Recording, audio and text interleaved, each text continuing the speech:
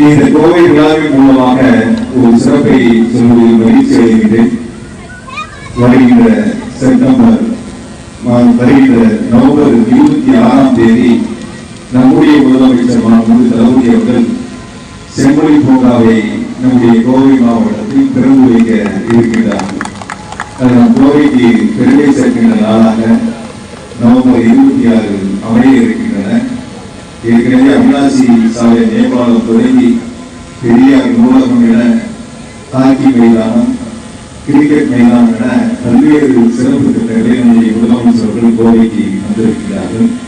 அந்த வகையில் வருகின்ற நவம்பர் 26 என்பது மேலும் பெருமை சேர்க்கக்கூடிய வகையில் செம்மொழி பூங்கா பொதுமக்களுடைய பயன்பாட்டிற்கு முதலமைச்சருடைய திருக்கரங்களால் திறந்து வைப்பது என்பது நமக்கு இன்னும் கூடுதல் மகிழ்ச்சி தருகின்றன.